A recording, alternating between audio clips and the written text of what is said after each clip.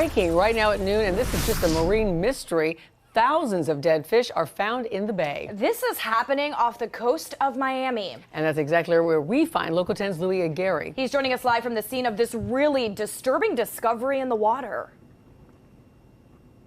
Yeah, specifically, we are at a Morningside Park. My phone has been blowing up for 2 days. People sending me videos and pictures of this horrific sight right here. You're looking at it.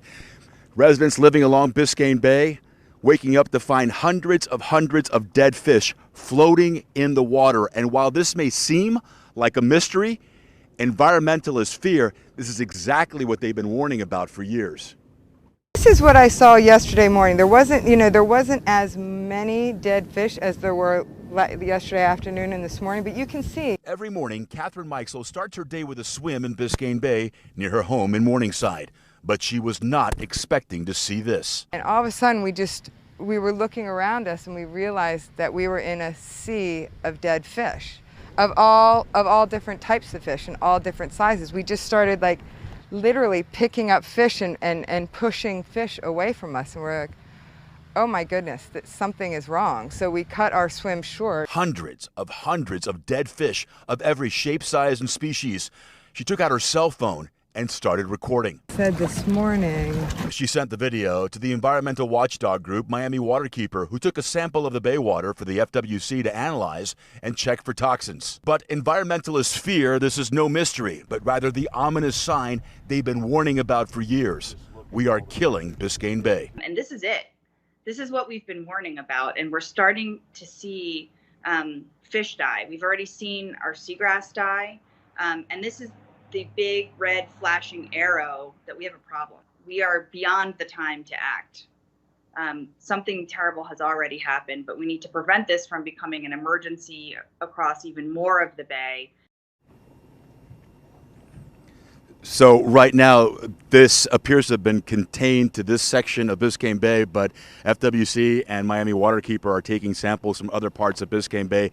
Just to give you an idea, this stretches as far north as Keystone Marina on 125th Street, all the way south to Bay Point, 36th Street. So we're talking about 9 miles of dead fish on Biscayne Bay.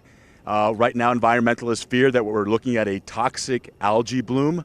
The results that we got from yesterday show a very low oxygen level in these waters. So basically something in the water is sucking up all the oxygen, and the fish and the seagrass are literally suffocating to death. And again, environmentalists say they've been sounding the alarm bell for years to deaf ears. Biscayne Bay is at a crucial tipping point. If we do not take immediate corrective action, we will lose Biscayne Bay, and that is not hyperbole.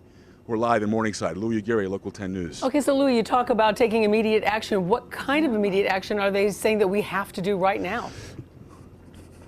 So right now we have a big problem with fertilizer runoff going into the bay. There are too many nutrients going into the bay. Our sewage problem, we have too many sewage leaks. Our septic tanks are leaking. Too much pollution, storm drain runoff. We do not treat stormwater when it goes into the bay. These are things that our city leaders have known about for years, and they have not fixed the problem. We are fixing our sewage system right now, that is true, but it goes beyond the sewage system. Right now, the city of Miami passed the most aggressive fertilizer ban ordinance in the city that took effect in March, meaning that you cannot use fertilizer on your lawn in the summer months when it's rainy and wet, and all that fertilizer just seeps right into the bay. That is adding nutrients into the bay, nutrients that feed the algae bloom. The algae bloom sucks up the oxygen, that kills the fish, that kills the seagrass. We will lose our seagrass ecosystem. It will become an algae system if we're not careful. Yeah, and those images are so disturbing. And Louis, we know this is something that you're passionate about, you're fighting for, so no doubt you're going to be bringing us more reports and get more answers for us later on today. Thank you so much.